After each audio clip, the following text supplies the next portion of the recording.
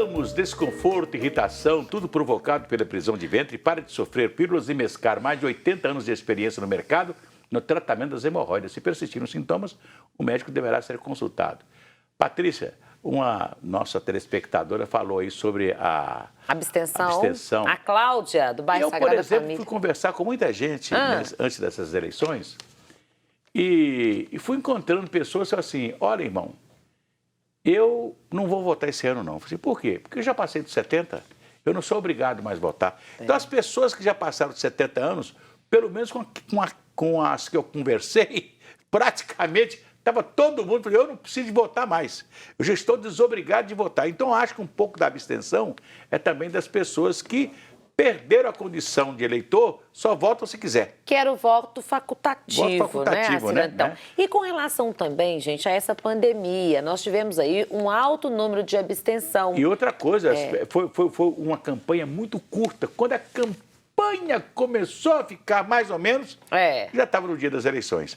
Que as pessoas, eu sempre falo o seguinte, você tem que, a eleição é uma coisa interessante. Você começa a falar de eleição assim, atenção, o prazo para você ser candidato acaba daqui a um mês.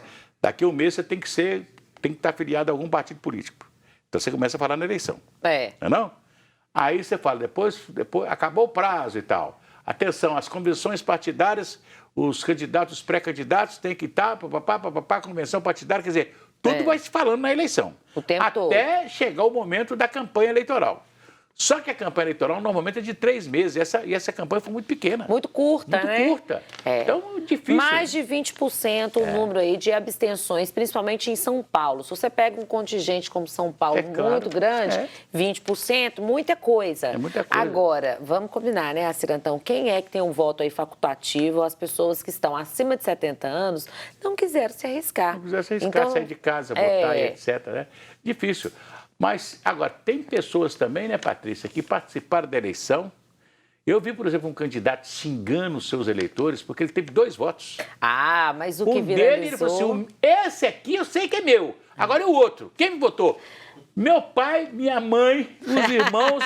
Aí você, de quem votou? Será que minha mãe votou em mim? Agora, a Cirantão, ontem viralizou aí um áudio do meu conterrâneo.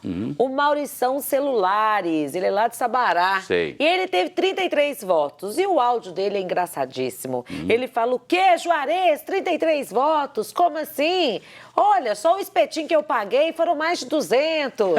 Só o povo que pega jabuticaba lá em casa. Então, assim, é muito interessante isso, né, assim, porque retrata, é uma brincadeira que eu estou falando aqui, mas retrata a seriedade eu vou lembrar aqui de que a urna, ela realmente atrai. Às vezes o candidato acha que vai ser bem votado e não é o que acontece. Olha aqui, eu não sei, eu sou muito descrente, né, do sujeito falar assim, né? Não, pode achar que eu estou votando você e tal. Muito difícil, porque os caras, né, o eleitor, ele trai muito, ele não é muito fidedigno no seu voto. Mas acontece o seguinte, eu vou lembrar aqui de um candidato que tinha lá no meu bairro, um senhor que fez assim, ele fundou a escola do bairro nosso lá. Nós não tínhamos escola, ele fundou, com toda a dificuldade, etc. Tal. Ele era um analfabeto quando o filho dele formou-se no 4º ano de grupo, naquela época, fazia uma formatura e tal, né? Ele teve vontade de falar e não sabia falar. Então, a partir daquele momento, um sujeito que trabalhava no DBO, Departamento de Bondes e Ônibus da Prefeitura, né? Ele trabalhava com bonde, ele era motorneiro de bonde e tal. Ele passou a estudar, formou-se no 4º ano de grupo, o antigo, à noite. Depois fez ginásio e fez o científico. Que maravilha. E já dava aula para os meninos e tudo, e etc. E um dia cismou de ser candidato a vereador, né? Então, naquela época que todos os locais de votação eram no centro de Belo Horizonte. Prova que eu lembro lá no meu bairro, né? Tinha aqueles caminhões para levar eleitor. O candidato trazia um caminhão para levar o eleitor para votar, tudo era no centro da cidade. Né? Então, o Soscar dizia que ele estava numa fila para votar que tinha 80 funcionários do DBO. E toda hora não passava perto dele. Ele contou 80 funcionários. Passava lá, batia no... Oscar, já te pus lá. Oscar, já te pus lá. Pelo menos 80 votos. Oscar, já te pus lá. Aí ele estava votando na urna, ele foi e anotou o número da urna. Quando passaram as eleições, que ele teve uma pouca votação, ele falou assim, vou ver aquela urna. Estava ele e o primo dele, ele teve 2 votos, um dele do primo dele. Os 80 que passaram, que falaram, Oscar, já te pus lá, ninguém votou. Olha, assim, é aquela coisa, né? A vaidade e o ego também do candidato, que acha que está eleito e que acha que o povo vai ser sincero e que troca votos também, né? Então, assim, é muito interessante porque hoje nós temos o WhatsApp, então todo e qualquer áudio muito engraçado viraliza, né? Viraliza, do Maurição viralizou e todo mundo pede para falar e ele é meu conterrâneo, um abraço para ele, mas 33 votos realmente não era o que ele estava esperando, né? É verdade. Então, a eleição tem dessas coisas, né? Tem uma série de... Eu lembro, por exemplo, em 1974, eu fiz uma pesquisa. Nós tínhamos um candidato aqui que era muito desacreditado. Ele virou um folclore da cidade, que foi o Nelson Luiz Tibau. Ele foi prefeito na década de 50, lá de 56, 57. Ele foi candidato a prefeito e gastou um dinheiro, o pai dele tinha muito dinheiro, chamava o Coronel Tibau. O pai dele deixou uma fortuna para eles e ele gastou quase toda a fortuna numa campanha para a Prefeitura de Belo Horizonte. E a campanha dizia o seguinte, ele pegou uma música clássica, pegou uma área de uma música clássica e pôs Tibau, Tibau, Tibau, Tibau para prefeito, Tibau, Tibau, Tibau, e o povo satisfeito. Naquela época, os candidatos podiam colocar a música deles, a propaganda deles no rádio, na televisão, no jornal, e o Tibau gastou à vontade.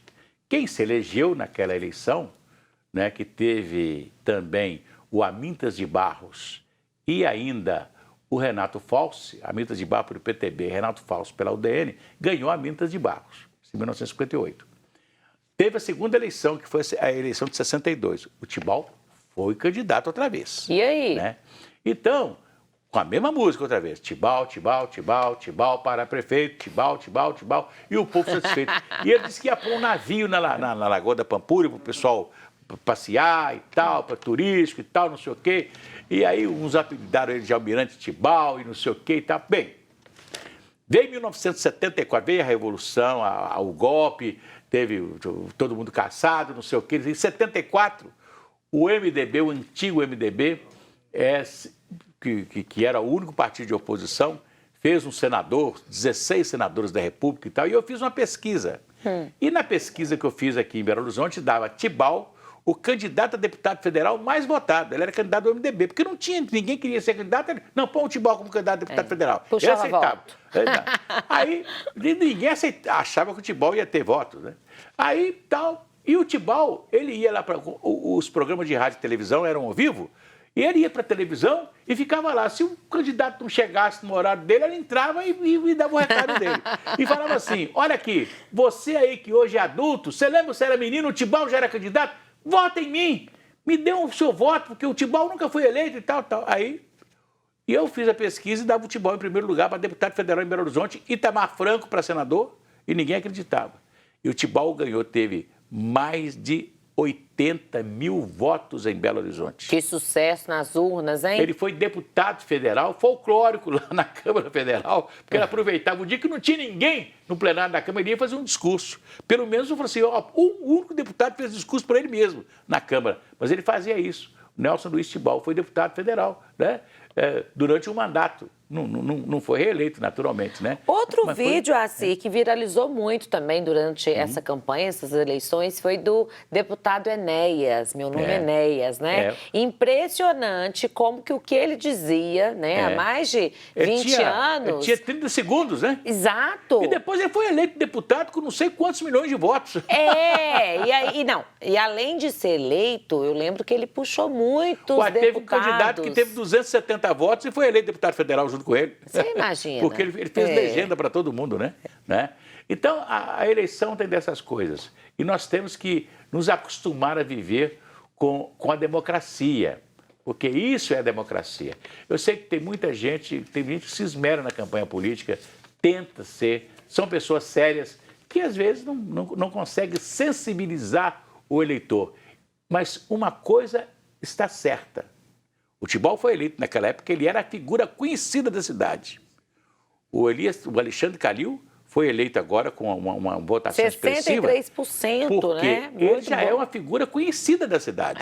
Os conhecidos têm mais facilidade, porque na hora que o cara vai votar, você vou votar naquele fulano, era o conhecido e tal, e etc. Não é verdade? E o jingle, né? Também, né? Você estava falando aí do marketing político, como que também foi alterado, né, Assir? É verdade. Hoje não é tanto como antigamente, que a gente tinha os jingles e ficava aquela música chicletes na cabeça da gente. O tempo era maior, né? E a campanha era diferente. Hoje, a campanha está muito restrita. Patrícia, amanhã tem mais. Vamos embora? Vamos embora? Um abraço para Lorena, ligadinha aqui com a gente lá em Caeté. Grande abraço, gratidão e alegria. Até amanhã. Até amanhã, se Deus quiser. Tudo de bom para vocês.